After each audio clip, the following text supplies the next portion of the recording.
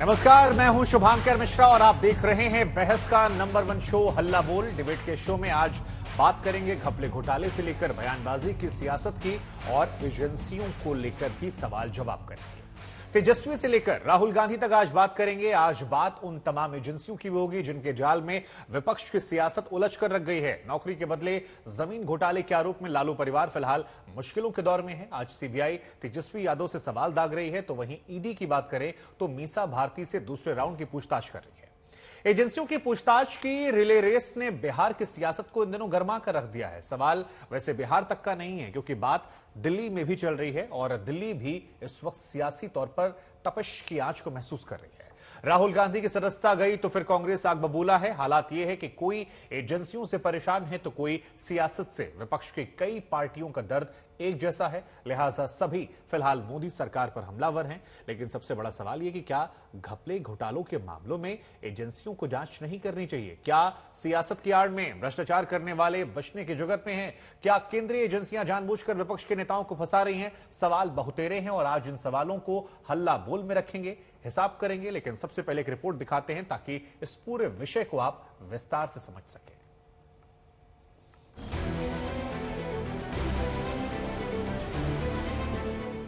जमीन का जंजाल पीछा नहीं छोड़ रहा है। लालू परिवार के लिए जमीन के बदले नौकरी का मामला नासूर बन गया। तेजस्वी से सीबीआई के पहले राउंड की पूछताछ पूरी हो गई, लेकिन मामला अभी निपटा नहीं है। सीबीआई के दर पर जाने से पहले बिहार के डिप्टी सीएम तेजस्वी यादव ने ताल ठोकते हुए कहा कि वो लड़ेंगे। जो भी जांच एजेंसियां जांच कर रही हैं, हम लोगों शुरू से ही हम लोगों ने कोऑपरेट किया है, सहयोग किया है। लेकिन जो देश में माहौल है, आप सब लोग जान ही रहे कि झुकना जो है बहुत ही आसान है और लड़ना जो है बेहद ही मुश्किल है। तो हमने लड़ने का फैसला किया है और हम लोग लड़ेंगे और जीतेंगे। सीबीआई ने पूछताछ के लिए तेजस्वी यादव को 3 बार समन दिए थे, लेकिन तेजस्वी हाजिर नहीं हो सके। इसके बाद तेजस्वी ने दिल्ली हाईकोर्ट का दरवाजा खटखटाया और सीबीआई के समन का विरोध किया। निजी और राजनीतिक वजहों का हवाला दिया। हालांकि सीबीआई ने कोर्ट को भरोसा दिया कि वो तेजस्वी यादव को गिरफ्तार नहीं करेंगे। इसी शर्त पर तेजस्वी ने 25 मार्च को सीबीआई के सामने पेश होने का भरोसा दिया।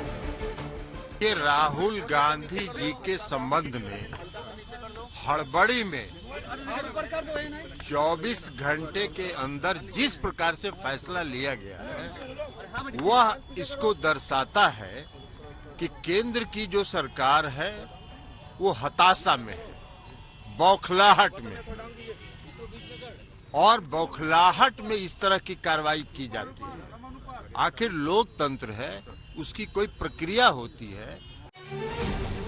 तेजस्वी ही नहीं, जांच एजेंसियों के रडार पर लालू परिवार लंबे वक्त से।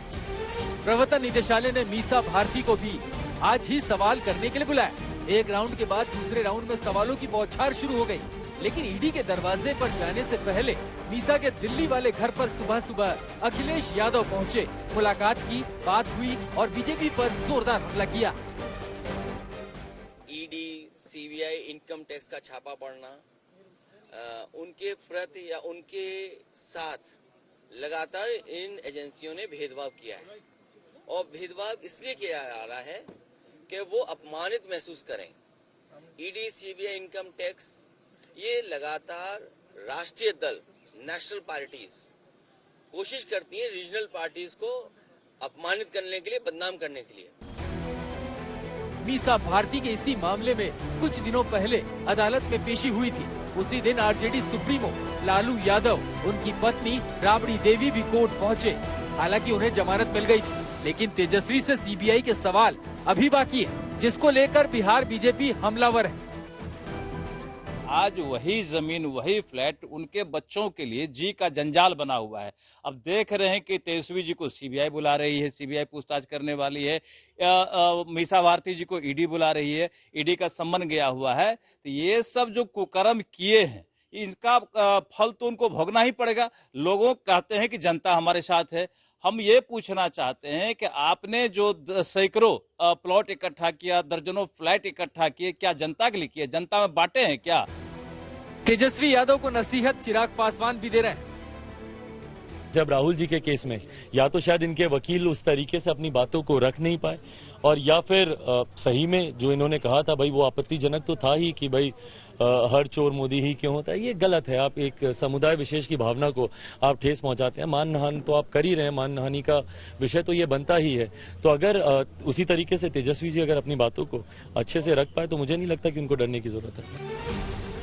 दरअसल नौकरी के बदले जमीन का ये पूरा मामला यूपीए सरकार के वक्त का है। तब लालू यादव रेल मंत्री थे। लालू यादव पर आरोप है कि 2004 से 2009 के बीच रेल मंत्री रहते हुए उन्होंने बिहार के कई लोगों से रेलवे में नौकरी के बदले जमीन लिखवाई थी।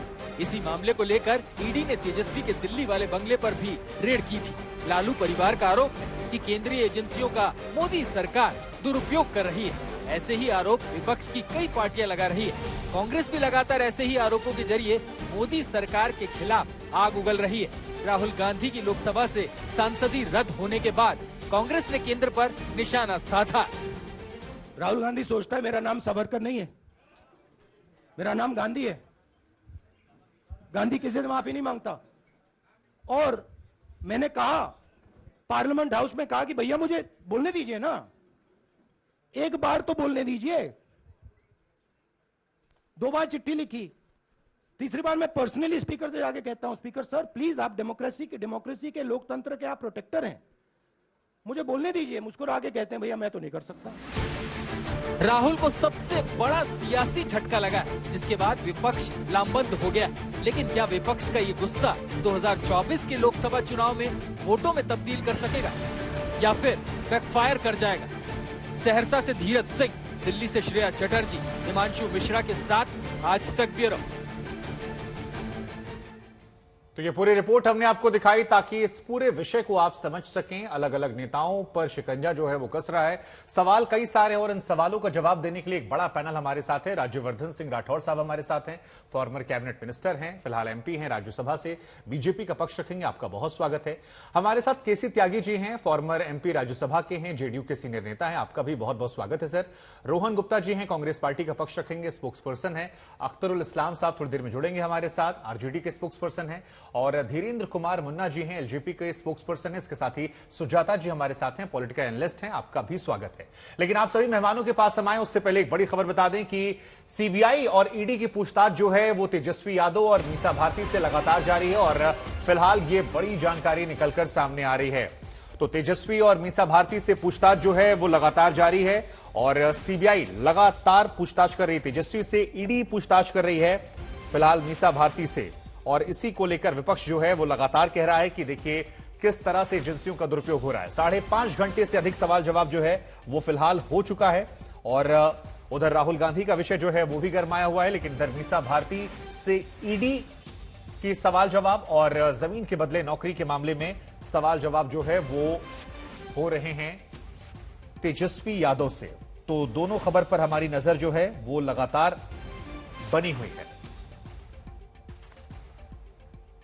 अब वैसे तो कार्यक्रम की शुरुआत जो थी वो हमें अख्तरुल इस्लाम जी से करनी थी क्योंकि वो आरजेडी के नेता हैं, लेकिन वो नहीं है। तो शुरुआत जो मैं केसी त्यागी सर मैं आपसे करूंगा, आप तो सीनियर नेता हैं।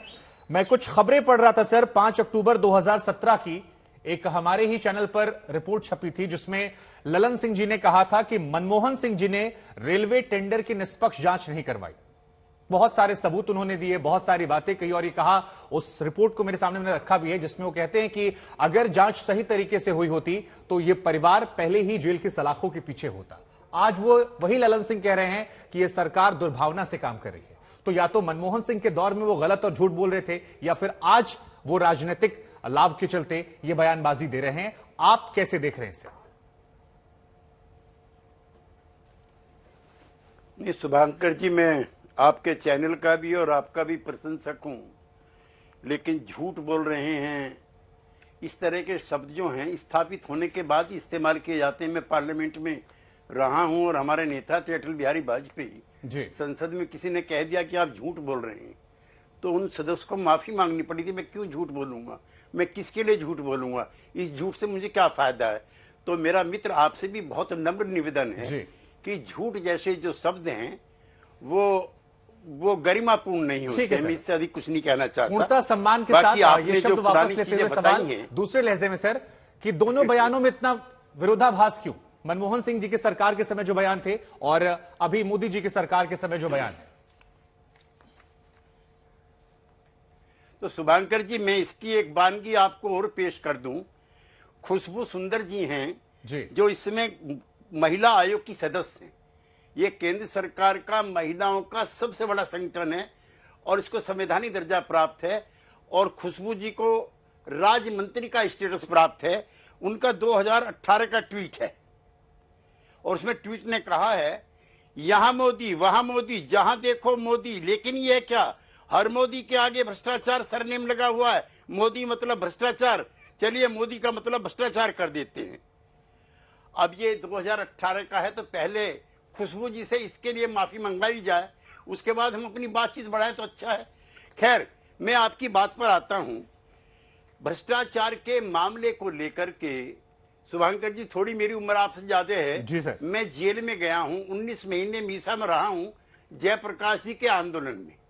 और हमारा और राठौड़ जी की जो पुरानी पार्टी थी उसका था कि भ्रष्टाचार न चलने देंगे। हमने कस्में खाई हैं, जयप्रकाश का बिगुल बजा तो जाग उठी तरनाई है। तो हम तो भाई उस आंदोलन से निकल करके शुभांकर जी आए हैं और हम किसी प्रकार के भ्रष्टाचार को न सपोर्ट करते हैं और न इसमें हमारी कोई वो है। लेकिन ये अभी नहीं लग रहे हैं। अखिलेश यादव जी का कष्ट सुनिए। विश्वनाथ त्रिपाठी जी हैं कांग्रेस पार्टी के कार्यकर्ता, मुझे भी मुलायम सिंह जी के साथ काम करने का मौका मिला है। वो दिवंगत हो गए हैं लेकिन मुकदमा अब तक चलता रहा और ये डिस्प्रपोर्शनेट एसेट का।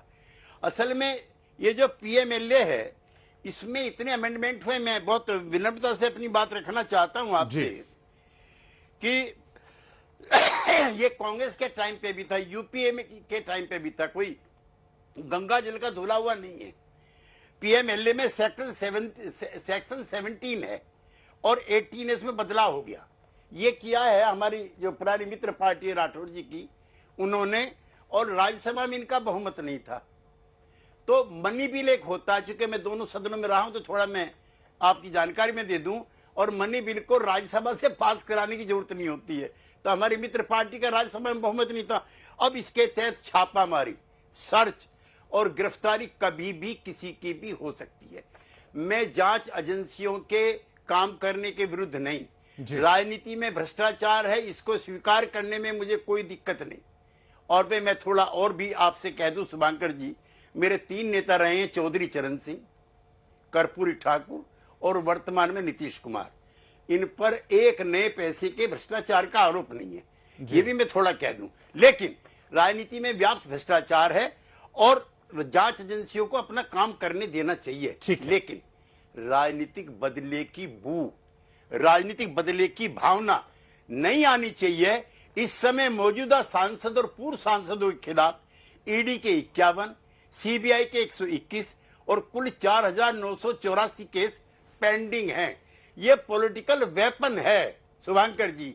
हिमांशु, ये जो अपने वहां पे मुख्यमंत्री हैं आसाम के, हेमंत विश्व शर्मा, उन पर भी मुकदमे थे, पता नहीं कहां चले गए। ठीक है, हाँ, शर्मा जी पर। अब सर एक अधिकारी जी हैं वहां के बंगाल के, उनके मुकदमे पता नहीं कहां चले। आपको एक सेकंड जी, मेरा ये कहना है कि आप जांच कीजिए, एक सेकंड, आप जांच कीजिए, लेकिन जांच में भेदभाव मत कीजिए। ऐसा नहीं लगना चाहिए आपके सब गंगा जल के धुले हुए हैं और विपक्ष से सब बेईमान है। नहीं, बिल्कुल सर, ये सवाल मैं राज्यवर्धन जी से पूछूंगा, लेकिन मैंने आपको बड़ी गंभीरता से सुना। एक सवाल मेरे मन में आ रहा है, आपने कहा नीतीश कुमार जी आपके नेता हैं। इन्हीं नीतीश कुमार जी ने पिछली बार जब आरजेडी से वो अलग हुए थे तब इसी मामले को लेकर तेजस्वी जी से उन्होंने सवाल जवाब किया था। जिस मामले में लालू यादव जी को सजा सुनाई गई उसमें आपकी पार्टी की बहुत महत्वपूर्ण भूमिका थी। इस मामले में भी जो सबूत दिए गए हैं वो आपकी पार्टी के नेताओं की तरफ से दिए गए हैं। अब सवाल आपसे यह है कि जिस लालू परिवार के खिलाफ भ्रष्टाचार के सबसे बड़ी मुहिम आप लोगों ने खोली थी, आज क्यों लग रहा है कि यह सिर्फ पॉलिटिकल बदले की कार्रवाई है, इसमें कुछ मामला नहीं है? या फिर आप यह मानते हैं कि लालू परिवार जो है वो निष्पक्ष है, या जांच जो है वो सिर्फ इसलिए की जा रही है क्योंकि विपक्ष को दबाना है, इसमें ठोस कुछ नहीं है? बहुत अच्छा सवाल आपने शुभांकर जी किया, और मैं अगर नहीं करते तो मैं चाहता कि आप ये करें जी। ये 2008 का मामला है, यूपीए सरकार के दौरान का, और सीबीआई ने इसकी जांच बंद कर दी, केस खत्म हो गया। जब 2015 में हमने और आरजेडी ने मिलकर सरकार बनाई और दिल्ली में राठौर जी की पार्टी की सरकार बनी, उन्होंने ईडी का भी यूज किया, सीबीआई का भी किया और आईबी उसका भी किया, इनकम टैक्स का भी किया। फिर हमारा किन्हीं कारणों से मतभेद हुआ, हम फिर बीजेपी के साथ आ गए, फिर ये सरकार बंद हो गई। अब हम जब से बीजेपी का साथ छोड़ा है तब से पुनः वही पुराने मामले जो बंद हो गए थे 2014 में वो फिर शुरू हो गए। मैं शुरू होने के खिलाफ नहीं, शुभांकर जी जो मेरा प्रारंभिक संबोधन है, लेकिन इसमें बदले की भावना की, राजनीतिक भावना की बूनी आनी चाहिए। हमारे नेता अटल बिहारी वाजपेयी कह चुके हैं कि छोटे मन से कोई बड़ा नहीं होता, तो बड़ापन दिखाना चाहिए, निष्पक्षता दिखानी चाहिए। Those who are at the helm of affair. ठीक है सर। हालांकि विपक्ष जितनी खुलकर मुखालफत कर रहा है सर, उसमें जेडीयू की तरफ से वो तीखापन नजर नहीं आया। ये भी सवाल कई लोग पूछ रहे थे, लेकिन इस पर मैं आऊंगा। राज्यवर्धन राठौड़ जी, एक बार मैं आपके पास आता हूं। कभी तेजस्वी यादव, कभी राहुल गांधी, कभी आम आदमी पार्टी, विपक्ष कह रहा है कि बीते 7-8 सालों में लोकतांत्रिक तरीके से जो दिखावा कर रही थी सरकार, अब उसे हटा दिया गया है और अब सरकार खुलकर खेल रही है। और अगर खुलकर नहीं खेल रही है तो एक तरफा कार्रवाई विपक्ष के नेताओं पर ही क्यों हो रही है? ईडी के 80% मामले विपक्ष के नेताओं पर, सीबीआई के सारे मामले विपक्ष के नेताओं पर। और केसी त्यागी जी ने भी कहा कि कई ऐसे नेता थे जिन पर कई सारे आरोप मामले चल रहे थे, लेकिन आज वो मामले पता नहीं कहां चला गए। कुछ तो मुख्यमंत्री बने भी बैठे हैं।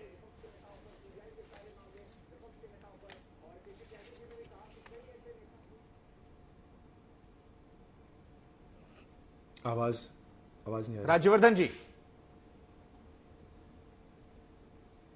जी सॉरी, आपकी आवाज बीच में कटी थी। मेरी आवाज पहुंच रही है आपके पास? आवाज आ रही है सर। सवाल यही है कि सारे जो नेता टारगेट पर आ रहे हैं, जिन पर कार्रवाई पूछताछ हो रही है, वो केवल विपक्ष से क्यों? क्या विपक्ष आरोप लगा रहा है कि अब लोकतंत्र का दिखावा भी बंद कर दिया गया? जी। सबसे पहले तो जी शुभांकर जी, नमस्कार आपको, आपके दर्शकों को, खासतौर से त्यागी साहब को, सभी मेरे पैनलिस्ट को। मैं त्यागी साहब की बहुत इज्जत करता हूं, बड़े सीनियर हमारे पॉलिटिकल अनुभव हैं उनका। देखिए, हमारी पार्टी सबसे पहले तो जब सत्ता में जब जनता के सामने गई तो इसी लक्ष्य के साथ गई कि देश के अंदर राजनीति का जो स्तर है उसको सुधारना है। जिस तरह से एक तरह से सिनोनिम बन गया था कि पॉलिटिशियन है तो करप्ट है, ये पूरा देश के नागरिक ऐसा महसूस करने लगे थे। आप सोचिए कि देश की राजनीति कितनी गिर जाएगी अगर देश के नागरिक ऐसा सोचेंगे कि ये पर्याय है, पॉलिटिशियन जो है वो करप्शन के पर्याय हैं। कितने खराब। तो हमारा सबसे बड़ा लक्ष्य यही था कि हम न खाएंगे न खाने देंगे, करप्शन को हटाएंगे। तो अब जब हम करप्शन को हटाने लग रहे हैं, जिन लोगों ने करप्शन करा था, तो फिर इसमें तकलीफ क्यों हो रही है? हमने तो जो कर रहे हैं वो बोल के कर रहे हैं, हमने जो कहा वही कर रहे हैं। अच्छा, दूसरी बात रही कि ये जितने भी इंस्टीट्यूशन हैं, देखिए एक बड़ा मासूम सा सवाल मेरे मन में आ रहा है। करप्शन को लेकर आप लोगों ने, कौन सा ऐसा व्यक्ति था जिसने करोड़ों या हजारों करोड़ लेकर भाग गया, आप लोग वापस लेकर चले आए? आप 2-3 काम ऐसे गिना दीजिए करप्शन को लेकर जो आपने ठोस छोटी हो, जो आपने कहा ना खाया ना खाने दूंगा। हम भी मान लेंगे, पैनल में भी आगे सवाल बढ़ जाएंगे। जी शुभांकर जी, आप चाहते हैं कि हम कंगारू कोर्ट खोल दें कि अंदर लाओ, उसके ऊपर सजा हो और बाहर ले जाओ, फांसी पे लटका दो? देखिए, ये जो कोर्ट्स का जो काम है, जो एविडेंस चलता है, वो हमारे हाथ में नहीं है। लेकिन एविडेंस सही तरह खोजा जाए, उस एविडेंस को सही तरह से कोर्ट में पेश करा जाए, ये इन्वेस्टिगेशन एजेंसीज का काम है। लेकिन शुभांकर जी, आप जानते हैं कि जब से मोदी सरकार 2014 में देश की सेवा में आई है, एक भी कोई स्कैम मोदी सरकार के नाम पर नहीं है, जबकि इन्होंने लगाने के बहुत कोशिश करे। न जाने राफेल वगैरह क्या क्या, मतलब देश की सेना को आप आधुनिक हथियार देने की जरा सी भी कोशिश आपने शुरू करी कि इन्होंने स्कैम शुरू कर दिए। क्योंकि इनके हेलीकॉप्टर वाला स्कैम तो आपको याद ही है ना, जहां इनके मामा वगैरह का नाम आता था कि जब तक इनके मामा अंकल आंटी को पैसा नहीं मिलेगा, जब तक कुछ न कुछ अड़चन डालो, रोड़ा अटकाओ ताकि आधुनिकीकरण नहीं हो पाए। हम तो बड़ी तेज गति से सड़कें भी बना रहे हैं, डेवलपमेंट भी कर रहे हैं, आधुनिक हथियार भी लेकर आ रहे हैं, राठौर जी, जो स्पेस में भी आपकी जा रहे हैं, उपलब्धियां हैं विदेश उसको नीति भी कर आपकी रहे हैं। पीआर टीम बहुत हम हर अच्छे तरह से चीज कर रहे हैं। उसकी पब्लिसिटी बहुत अच्छे से कर रही है। हमारे यहाँ भी कई सारे आर्ट चलते हैं जो आपने अच्छे काम किए हैं, हम भी उसको दिखाते हैं। लेकिन आज जो मुद्दा है सर, वो मुद्दा है घपले में पेशी को लेकर और सरकार और एजेंसियों के दुरुपयोग को लेकर। एक बार फिर मैं कोशिश करता हूं आपसे समझने की, उसके बाद बाकी मेहमानों पर जाऊंगा। कांग्रेस पार्टी ये कह रही है सर कि राहुल गांधी अडानी पर बोलना चाहते थे। पता है जी, मुझे पता है मुझे क्या बोलना है। शुभांकर जी, आप कम से कम मुझे बोलने तो दें। आपने, जब मैं बोल रहा था पहले, आपने पहले जैसे कांग्रेस के कोई पैनलिस्ट होता है उस तरह से बीच में मेरे को सवाल करा, तो आपने जो सवाल करा फिर मैं उसको एक्सप्लेन करने लग जाऊंगा। अब मैं आता हूं कि जब इनके यूपीए सरकार के समय जब स्कैम्स हो रहे थे, यही इन्वेस्टिगेशन एजेंसीज उन स्कैम्स को देश के सामने लेकर आई थी। उस समय भी इन्हीं के स्कैम्स थे, आज भी इन्वेस्टिगेशन जो हो रहा है इन्हीं के स्कैम्स पे हो रहा है, लेकिन राजनीतिक कोई अड़चन नहीं डाली जा रही इन्वेस्टिगेशंस के ऊपर। अब ये तो बड़ी साधारण सी बात है कि जैसे ही आप किसी के ऊपर दोष डालो, वो बोले यार वो भी चोर है, वो भी चोर है, वो भी चोर है। अरे भाई, आप अपनी बात करिए सबसे पहले। ठीक है सर। ये क्या, is this a justification enough कि यार मैं उनकी तरफ पॉइंट कर रहा हूं तो वो भी गलत है क्योंकि मैंने बोल दिया, मैं तो मतलब हाई कमांड हूं, मैंने बोल दिया तो बस इन्वेस्टिगेशन करिए। ऐसे नहीं हो सकता। देश के अंदर बहुत सारी एजेंसीज है, कोई एक व्यक्ति नहीं कोई कानून बदल सकता। पूरे पार्लियामेंट के अंदर सब लोग जुड़ते हैं तब कानून बनते हैं, और इन्वेस्टिगेशन एजेंसीज अपना काम कर रही हैं। जहां तक बात रही, इन्वेस्टिगेशन एजेंसीज तहकीकात कर रही हैं। हमारी सरकार कहकर आई थी कि हम ये जितना भी करप्शन है इसके तह तक जाएंगे। ठीक है सर, मैंने हम देश को आगे ले जाएंगे। अगले मेहमान के पास जाने से पहले आपने कहा कि मैं अपनी उपलब्धियां गिनवा रहा हूं, हम देश को आगे भी ले जा रहे हैं और हम इन्वेस्टिगेशन अगले मेहमान के पास जाने से पहले एक छोटा सवाल आपसे पूछ लेता हूं, उसके बाद मैं आगे बढ़ जाऊंगा। तो आप ये कह रहे हैं कि केंद्रीय एजेंसियां जो काम कर रही हैं, सरकार का उसमें कोई हस्तक्षेप नहीं है और ये महज इत्तेफाक है कि ईडी के पास जो 80 या 85% केसेस हैं वो विपक्ष के नेताओं के हैं। विपक्ष जो कह रहा है ये केवल इत्तेफाक है, इससे सरकार का कोई लेना देना नहीं है। नहीं, इत्तेफाक की क्या बात है शुभांकर जी। मैं बोल रहा हूं ना कि 2014 में सत्ता में आने से पहले, देश की बागडोर संभालने से पहले यह पर्याय बन गया था कि अगर आप पॉलिटिशियन हो तो करप्ट हो। ये मैं कोई इत्तेफाक नहीं बोल रहा, सबको पता है कि बदमाशी हो रही थी, गड़बड़ी हो रही थी और उसकी अब तहकीकात हो रही है, इसमें कोई शक की बात नहीं है। ठीक है, लेकिन इन्वेस्टिगेशन एजेंसीज टोटली इंडिपेंडेंट है, अपने आप काम करती हैं, उसके अंदर कोई पॉलिटिशियन नहीं बैठ के काम करते। त्यागी साहब अच्छी तरह से जानते हैं। ठीक है, अब वो तो कांग्रेस से पूछ लेते हैं। रोहन गुप्ता जी, आज बीजेपी के कई नेता खुलकर कह रहे हैं कि राहुल गांधी को फंसाने में कांग्रेसियों का ही हाथ है।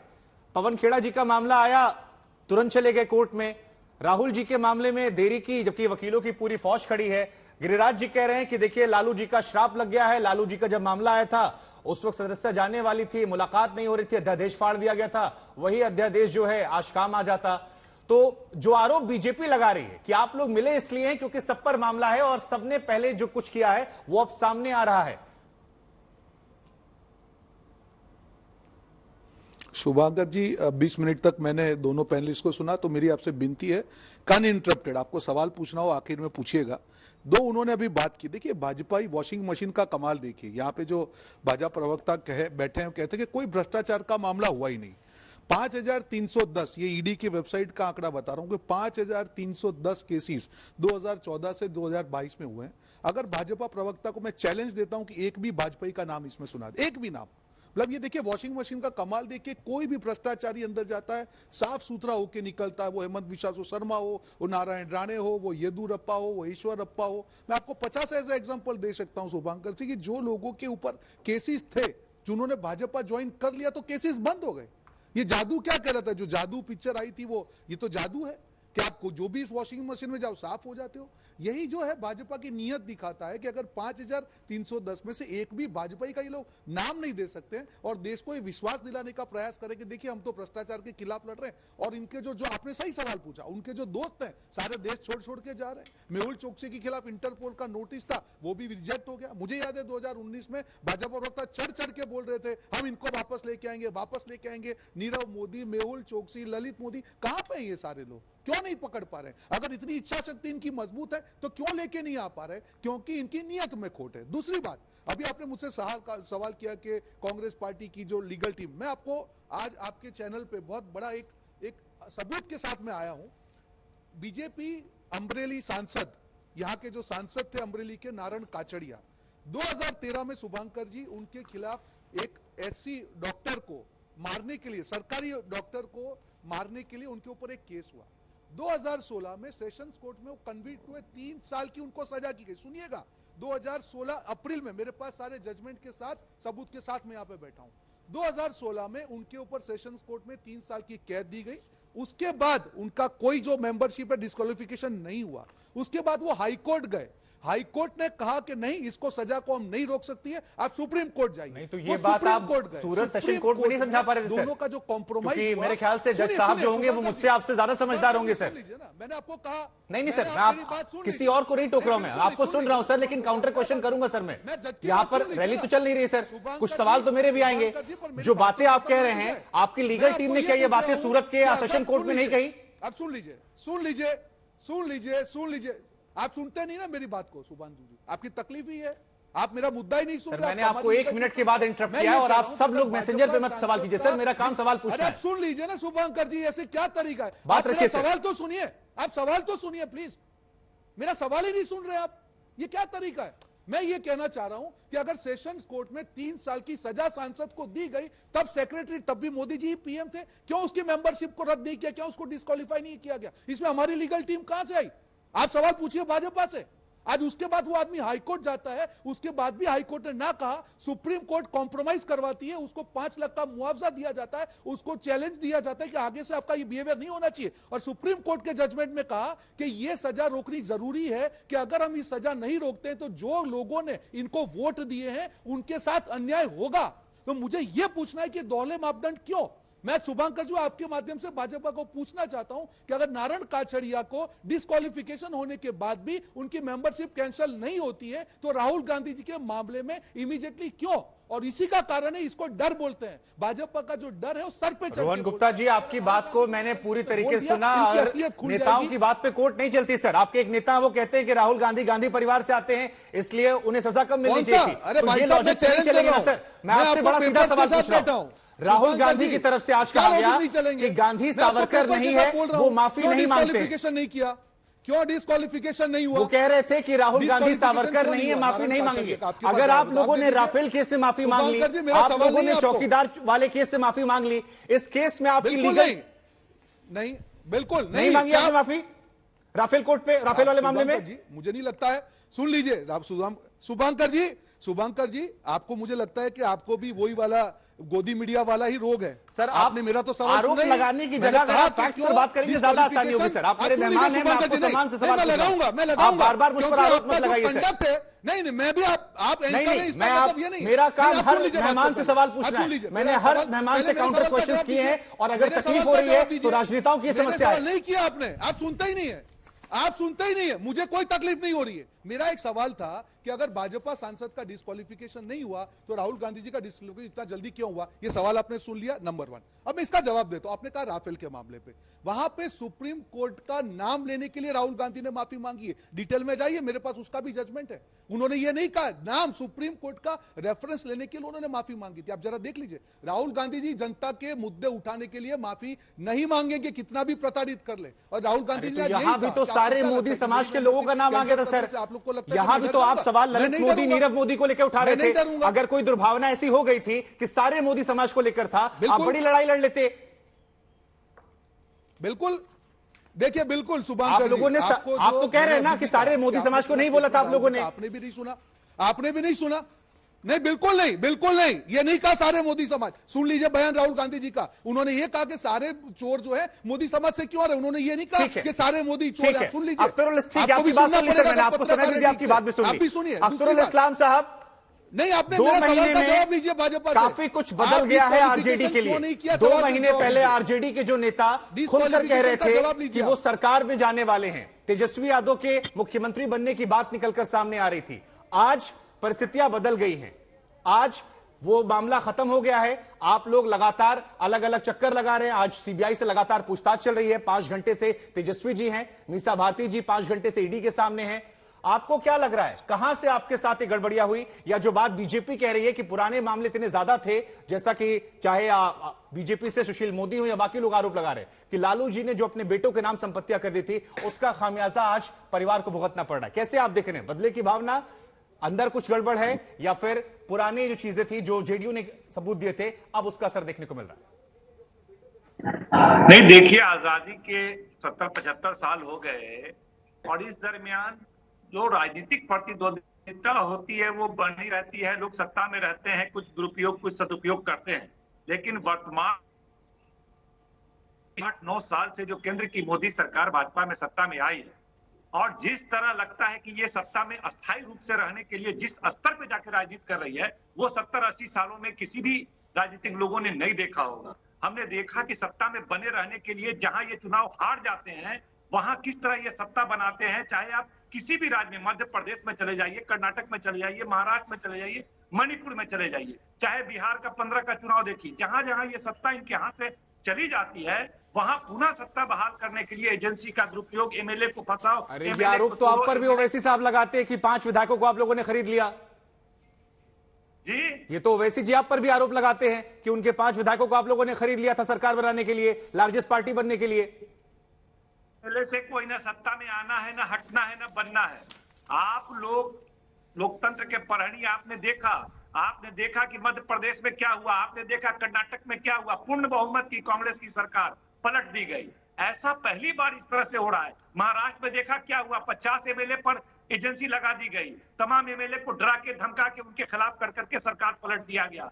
ऐसा हो रहा है जो जिन राज्यों में इनके खिलाफ क्षेत्रीय दल है उनके खिलाफ एजेंसी का दुरुपयोग किया जा रहा है, चाहे ममता बनर्जी हो, चाहे ठाकरे जी हो, चाहे आप केजरीवाल हो, चाहे आप सोरेन जी हो, चाहे आप नहीं सर, देखिए आप पूरे देश की राजनीति की बात कर रहे हैं, मैं बिहार पर आपसे फोकस होकर सवाल पूछ रहा हूं। आपको लेकर सवाल पूछे जा रहे हैं कि फ्रेंड्स कॉलोनी में 150 करोड़ के 4 मंजिला मकान कैसे बन लिए गए, ये आरोप आप लोगों पर लग रहे हैं। तो अगर कुछ नहीं तो आप लोग सबूत दे दीजिए कि आप लोग पाक साफ है, या आप लोगों ने कमाया है। बीजेपी पूछ रही कमाया है तो बता दीजिए कहां से कमाया है। रातों रात इतनी अरबों की संपत्तियां कहां से आ गई, इतना जो कैश मिला था घर से वो कहां से आ गया? एक लाइन जवाब 4 लाइन दीजिएगा तो जवाब कितना लंबा हो जाएगा, जब सवाल तो एक लाइन में होना चाहिए। ये कह रहे हैं कि जो आरोप हम पे लगे उस आरोप को सीबीआई ने कई बार कह दिया इसमें कोई भी एविडेंस नहीं है, खत्म कर दिया। ठीक है, आपको लग गया कोई एविडेंस, नई सरकार आई, 9 साल हो गया, अभी तक आप छापा मार रहे हैं।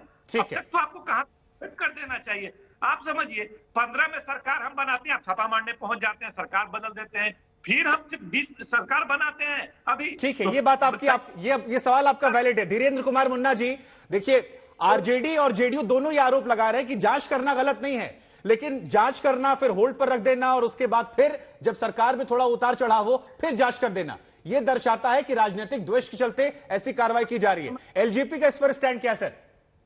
100 करोड़ रुपए की जांच करना जरूरी है। शुभंकर जी, 1000 करोड़ सबसे पहले तो भाई अगर आप मुझे बोलने दीजिए, आपके बारे में मैंने नहीं टोका। जब आदरणीय प्रधानमंत्री जी को देश का बागडोर मिला, लोगों ने दिया, तो इसी भ्रष्टाचार के खिलाफ में दिया ना। आज वो भ्रष्टाचार को मिटाना चाहते हैं और जनता ने भी विपक्ष में इन लोगों को इसीलिए बैठाया ना कि इन्होंने अच्छा काम नहीं किया।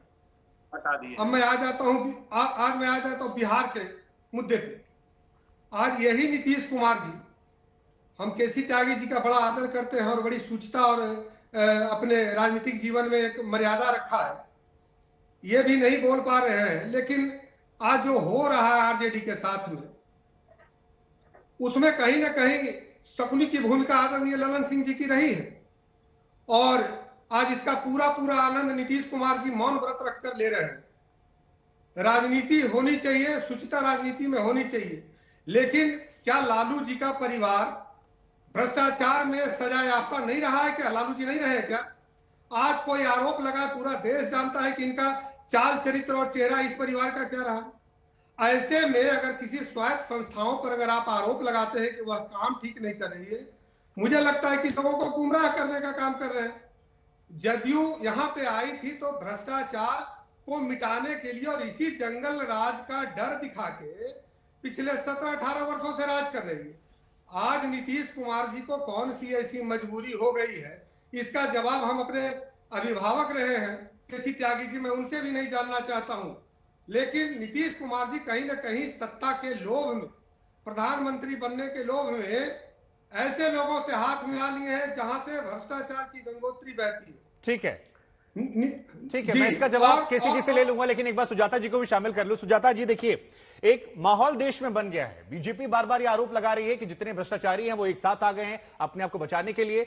विपक्ष ये आरोप लगा रहा है कि डेमोक्रेसी को खत्म कर दिया गया है। जितनी संस्थाएं हैं, मैं आऊंगा सर आपके पास, जितनी संस्थाएं हैं उन सब पर सरकार का शिकंजा जो है वो कसता जा रहा है, और अब तो विदेशों से भी आवाजें आने लगी हैं। आज मैं पढ़ रहा था, भारतीय अमेरिकी सांसद हैं रोख खन्ना, जिन्होंने कहा कि राहुल गांधी का निष्कासन जो है वो गांधीवादी दर्शन और भारत के गहरे मूल्यों के साथ विश्वासघात है। राहुल गांधी विदेशों में भी यही कह रहे थे कि संसद में बोलने नहीं दिया गया, और अब तो संसद से ही उन्हें सदस्यता रद्द कर दी गई। तो ये केवल इत्तेफाक है या वाकई में सरकारों को लेकर जो सवाल उठते हैं, और सुप्रीम कोर्ट ने जैसे पहले टिप्पणी की थी कि सीबीआई तोता है, वो चीजें एक बार फिर चरितार्थ होती नजर आ रही हैं?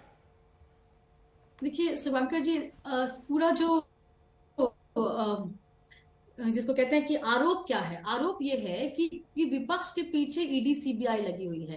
पर क्या ये सच नहीं है कि ये सारे लोग दागी हैं? क्या ये सच नहीं है कि 33 साल की उम्र में तेजस्वी यादव के पास 52 संपत्तियां हैं? क्या ये सच नहीं है कि बिना नौकरी किए, बिना क्रिकेट में कुछ खेले हुए, बिना किसी पुश्तैनी संपत्ति के 150 करोड़ के घर के मालिक बन गए? क्या ये सच नहीं है कि बेनामी कंपनी जिसमें उनका 97% शेयर है, बाकी 3% उनकी बहन का है, वो उस कंपनी ने ना कोई व्यवसाय किया, ना कर्मचारी है, ना कुछ उसका लेन देन, सिर्फ उसका काम है कि इनके नाम की प्रॉपर्टी खरीदना? क्या ये सच नहीं है कि नेशनल हेराल्ड केस में स्कैम हुआ है? क्या ये सच नहीं है कि जो प्रॉपर्टीज थी उसको एक शेल कंपनी के थ्रू में खरीदा गया, बेचा गया, उसमें बहुत सारे मामले बने जिसमें राहुल गांधी, सोनिया गांधी बेल पे हैं? क्या ये सच नहीं है कि जो डी राजा थे वो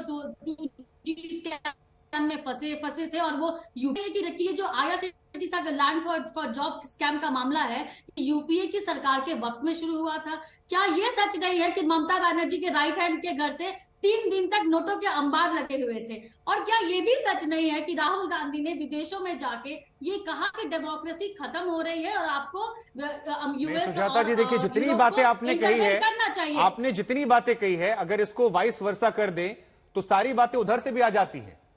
बीजेपी में भी ऐसे लोग हैं, बीजेपी के सहयोगियों में भी ऐसे लोग हैं जिनके घरों से पैसे निकले हैं, ऐसे लोग हैं जिनकी कंपनियों पर आरोप लगे हैं, ऐसे लोग हैं जिनके ऊपर कई सारे केस चल रहे हैं, ऐसे लोग हैं जिन्होंने कई सारे बयान दिए हैं। तो फिर तो सवाल यही विपक्ष उठा रहा है, जो बात केसी त्यागी जी भी कह रहे थे कि कार्रवाई केवल एक तरफ हो रही है, और यही वो परसेप्शन बना रहे हैं कि डेमोक्रेसी खत्म हो रही है। नहीं शुभांकर जी, कार्रवाई की बात नहीं है। अभी लोकायुक्त ने कर्नाटका में एक बीजेपी के नेता के घर से कुछ नोटों के अंबार पकड़े, पर क्या बीजेपी ने कोई प्रदर्शन किया? कहा कि सत्याग्रह करेंगे, पर कांग्रेस ने नेशनल हेराल्ड के केस में सत्याग्रह किया।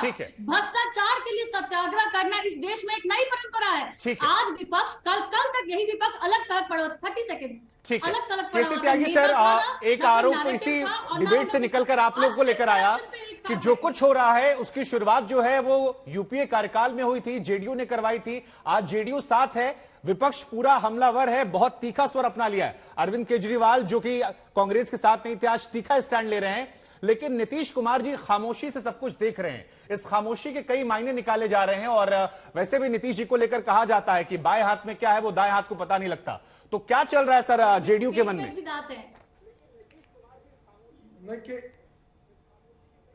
मैं बहुत स्नेह के साथ राठौड़ जी को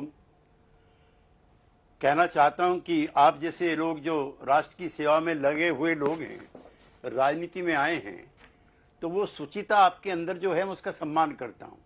लेकिन राजनीति अलग चीज हो गई है राठौड़ जी, और इस हमाम में ज्यादातर लोग नंगे हैं, और उसमें आपकी पार्टी में भी जो शामिल लोग हैं वो भी हैं।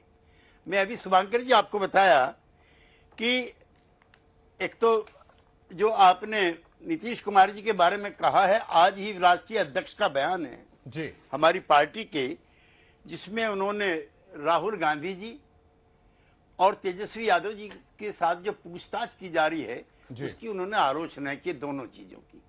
तो एक तो बिटवीन द लाइन ये मिसअंडरस्टूड मत कराइए आप अपने वक्तव्य के जरिए कि कुछ दाएं हाथ में कुछ और बाएं हाथ में कुछ है। हम इस नीतीश कुमार जी जब एनडीए से दोनों अलग हाथ हुए में कुछ ना कुछ है। उस समय हमारे एक छोटा सवाल है केसी त्यागी जी, एक छोटा सवाल है। कह रहे हैं सर दोनों हाथ में कुछ ना कुछ है। आपके तो जी आरजेडी से क्यों रिश्ता तोड़ा? ऐसा है, आज क्या बदल गया? भ्रष्टाचार के नाम पे सुन लेते सुजाता जी, सुन लेते रिश्ता तोड़ा था। केसी जी ये पैनल से आवाज आ रही है कि दोनों हाथ में कुछ ना कुछ है। हम तो केवल बाएं में कह रहे थे, क्या है वो दाएं को पता नहीं है। मेरे प्रिय गुप्ता जी, मैं रामविलास जी के साथ 40 साल रहा हूं।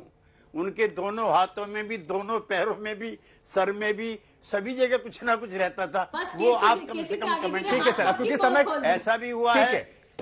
एक मिनट जरा Sujata ji please, I am not allowing you. आप शुभांकर जी से बात कीजिए। आप बीच में इतना क्यों बोल रही है? आपके बीच में कोई बोला क्या? सुजाता जी प्लीज देखिए, सुजाता जी समय नहीं मेरे पास।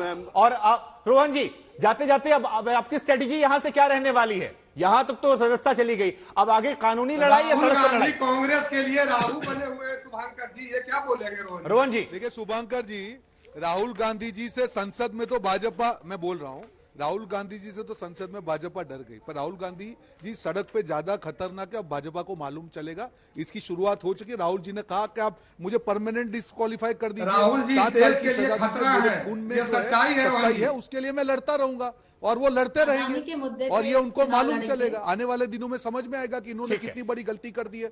उन्होंने ये मुद्दा छेड़कर उनको लगा कि राहुल गांधी जी को डरा देंगे, नहीं डरा पाएंगे। सच की आवाज। राज्यवर्धन जी आखिरी सवाल आपसे है। इतिहास का लोग जिक्र कर रहे हैं, कह रहे हैं तानाशाही रुकती नहीं और तानाशाही की तरफ सरकार बढ़ रही है। कई लोग ये भी कह रहे हैं कि पांचों मुठ्ठियां मिल गई हैं, विपक्ष के सारे दल मिल गए हैं, जो साथ नहीं आए। जो विपक्ष नहीं कर पाया वो काम ईडी सीबीआई ने कर दिया।